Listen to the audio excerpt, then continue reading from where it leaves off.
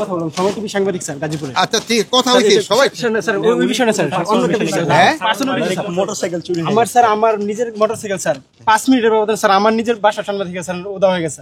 এরপরে স্যার আমরা ছোট একটা চাকরি করি স্যার খুবই অল্প টাকা স্যার এটা কিভাবে স্যার সম্ভব আমরা স্যার এক সপ্তাহ আগে স্যার এখন পর্যন্ত আমরা কোনো ধরনের ব্যবস্থা স্যার পাইনি। জিডি করছো স্যার আমি জিডি করছি মামলা করে দিয়েছি স্যার অভিযোগ আমি বিভিন্ন জায়গায় পাঠাইছি স্যার কিন্তু এখনো পর্যন্ত এটা ব্যবস্থা নেই স্যার।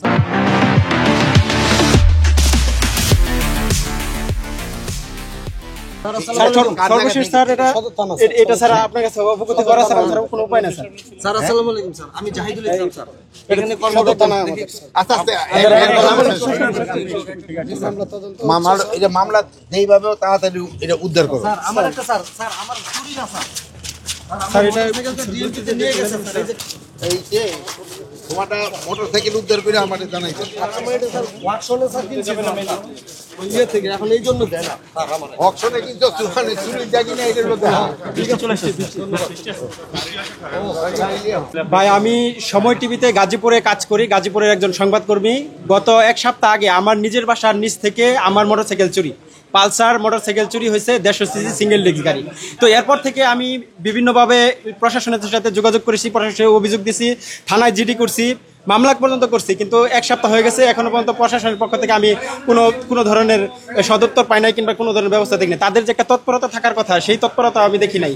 কিন্তু তৎপরতা না দেখার পরে আমি পুলিশ কমিশনারের কাছে গেছি, গাজীপুরে যে র্যাব ক্যাম্প আছে সেখানে গেছি, বিভিন্ন জায়গায় অভিযোগ আমি দিচ্ছি, কিন্তু সর্বশেষ আমি কোনোভাবে এক সপ্তাহ পার হয়ে গেল এখন পর্যন্ত যেহেতু আমি কোনো সমাধান পাই না। তো আজকে বাধ্য হয়ে আমি আজকে যে স্বরাষ্ট্র উপদেষ্টা এখানে আসছে গাজীপুরে, তার কাছে আমি এখানে একটা ব্যক্তিগতভাবে আমি অভিযোগ দিয়ে গেলাম যে স্যার আমার মোটরসাইকেল দেখেন। এখন দেখেন বিষয়টা আমরা বলি, একটা গণমাধ্যম কর্মী কয় টাকা বেতন পাই? আমরা খুবই কম, অল্প টাকা বেতন পাই। তো এই অল্প টাকার মধ্যে আমি অনেক কষ্ট করে 5 বছর চাকরি করার পরে এই 2,20,000 টাকাতে একটা মোটরসাইকেল কিনছি, দীর্ঘদিন জমায়।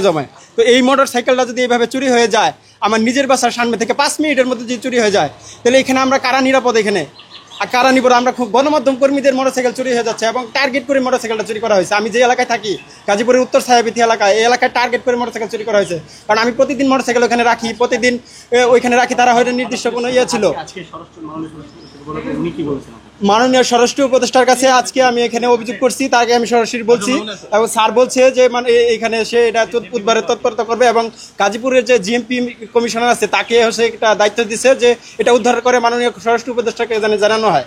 তো এখন আমি আসলে বলতে পারতেছি না যে এটা উদ্ধার হবে কি হবে না, কারণ সর্বশেষ দিকে আমি এক সপ্তাহ হয়ে গেছে, এক সপ্তাহে আমি কোনো তৎপরতা পাই নাই। তো এখন আমি